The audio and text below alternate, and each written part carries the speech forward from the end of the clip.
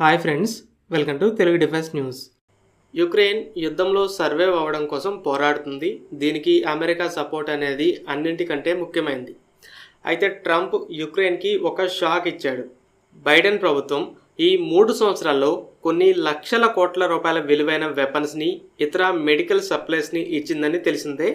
అయితే ట్రంప్ పైసా వసూలు అన్నట్టు మొత్తాన్ని తిరిగి రాబట్టడానికి సిద్ధమయ్యాడు. ఇంకా చెప్పాలంటే దానికంటే ఎక్కువే. ట్రంప్ ఏమంటున్నాడంటే ఇప్పటిదాకా అమెరికా $300 బిలియన్ అంటే రఫ్గా 24 లక్షల కోట్ల రూపాయల మిలిటరీ ఎయిడ్ని యుక్రెయిన్కి డొనేషన్గా ఇచ్చిందని క్లెయిమ్ చేస్తున్నాడు. అయితే దానికి కాంపెన్సేషన్గా యుక్రెయిన్లో $500 బిలియన్ 40 లక్షల కోట్ల రూపాయల విలువైన సహజ వనరులకు అమెరికాకి యాక్సెస్ ఇవ్వాలని డిమాండ్ చేశాడు.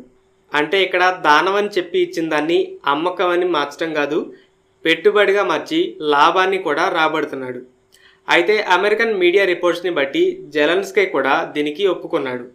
మమ్మల్ని బాగా సపోర్ట్ చేసింది అమెరికానే, కాబట్టి అమెరికానే సంపాదించుకోవాలని అంటున్నాడు. ఇంతకుముందు ట్రంప్ యుక్రెయిన్కి వెపన్స్ని ఇవ్వడం ఆపేసి కాంప్రమైజ్ చేసి యుద్ధాన్ని ఆపేయాలని చూశాడు.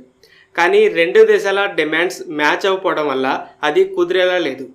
అయితే రీసెంట్గా యుక్రెయిన్లో న్యాచురల్ రిసోర్సెస్ మీద కొన్ని రిపోర్ట్స్ వచ్చాయి. దాని తర్వాత ట్రంప్ యుక్రెయిన్కి వెపన్స్ని కంటిన్యూ చేయాలి, కానీ దాన్ని అమెరికా బెనిఫిట్గా వాడుకోవాలని నిర్ణయించుకున్నాడు. అయితే ఇప్పుడు క్వశ్చన్ ఏంటంటే యుక్రెయిన్లో అంతలా ఏం వనరులు ఉన్నాయని. చాలా రకాల మిలిటరీ ఎక్విప్మెంట్ని తయారు చేయడానికి వాడే కొన్ని రేర్ ఎర్త్ మెటల్స్, అలాగే ఎలక్ట్రిక్ వెహికల్ బ్యాటరీస్లో వాడే లిథియం, గ్రాఫైట్, న్యూక్లియర్ పవర్ వెపన్స్లో వాడే యురేనియం లాంటి రిసోర్సెస్ ఉన్నాయి. అంచనాలను బట్టి వీటి విలువ $26 ట్రిలియన్. $1 ట్రిలియన్ అంటేనే 80 లక్షల కోట్ల రూపాయలు. ఇక్కడ సర్ప్రైజ్ ఏంటంటే ఈ రిసోర్సెస్లో 70% అంటే $15 ట్రిలియన్ విలువైన వనరులు ఇప్పుడు రష్యా ఆక్రమించుకున్న ప్రాంతాల్లో రష్యా కంట్రోల్లో ఉన్నాయి. అందుకే రష్యా సీజ్ ఫైర్ డీల్లో ఈ ప్రాంతాల్ని వెనక్కి ఇచ్చేది లేదంటుంది.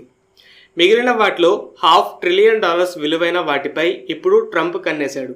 అవి కూడా ఇప్పటిదాకా సప్లై చేసిన వాటికి. ఇక అమెరికా యుక్రెయిన్కి మరిన్ని వెపన్స్ని ఇస్తూ పేమెంట్ని మాత్రానికి ఇలా వనరుల రూపంలో తీసుకుంటూ ఉంటుంది. దీనితో పాటు యూరప్ దేశాల్ని మీరు యుక్రెయిన్కి సరిగ్గా సపోర్ట్ చేయట్లేదు, యుక్రెయిన్ కోసం మా దగ్గర నుండే వెపన్స్ని కొని ఇవ్వండి అంటున్నాడు. అంటే మరీ ఓపెన్గానే యుద్ధాలతో వ్యాపారం చేస్తున్నాడు. సో ఓవరాల్గా చూస్తే యుక్రెయిన్ వనరుల పరంగా చాలా రిచ్ కంట్రీ. అండర్ గ్రౌండ్లో బాగా డిమాండ్ ఉన్న వనరులు ఉన్నాయి. అయితే వాటిలో 70% ఆల్రెడీ రష్యానే లూట్ చేసింది. ఇప్పుడు ట్రంప్ ఆయుధాల పేరుతో మిగతా వాటిని దోచుకుంటున్నాడు. ఫ్రెండ్స్, ఈ వీడియో మీకు నచ్చినట్లయితే లైక్ చేయండి.